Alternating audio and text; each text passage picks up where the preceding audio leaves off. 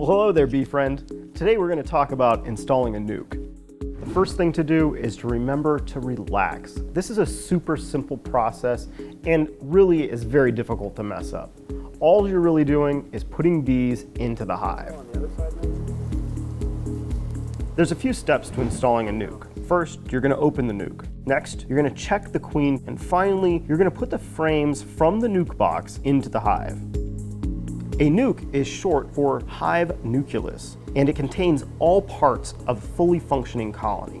When you pick up your nuke, some sellers are going to help you install your nuke into your own equipment on site, while others are going to send you home with the transport box. If you open the nuke on site, you can confirm its size and check for a queen. However, you're also going to lose some bees during that process. If you take your bees home before you check, make sure you check right away when you get home that you received what you agreed upon. Most nukes that are sold are 5-frame nukes with young, mated queens. This means that there's 5 frames that would be covered with bees, some of them with brood, and that there is a laying queen from that year. Some people prefer overwintered or older queens, some people mark queens, and some people sell smaller nukes. Always make sure you know what you're paying for.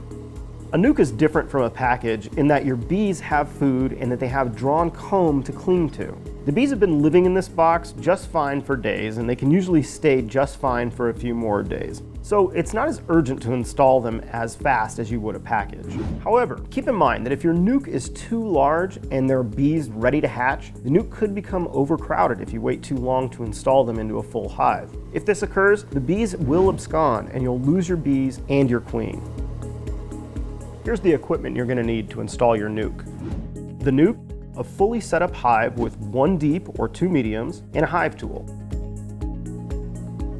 If the weather's terrible or it's late at night, then just set the nuke box on top of the hive and open the door to let the bees fly.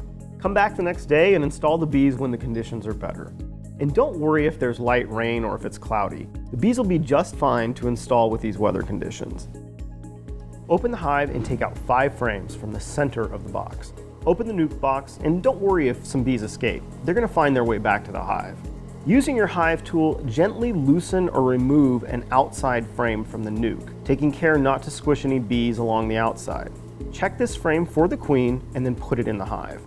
Continue to remove frames and put them in the hive, making sure to check for the queen on each frame and taking care to keep the frames in the same order that they were in the original nuke box. If you already know how to find eggs, then check to make sure your queen is laying. Seeing eggs is an important part about beekeeping, so if you don't know how to do it yet, have someone teach you. But regardless, the main point is to get the bees in their new home as soon as you can. Push all your frames together tightly. Add your feeder with 1:1 sugar water and then close up the hive. You're going to leave your bees alone for about a week, but you want to make sure that they don't run out of food during this period.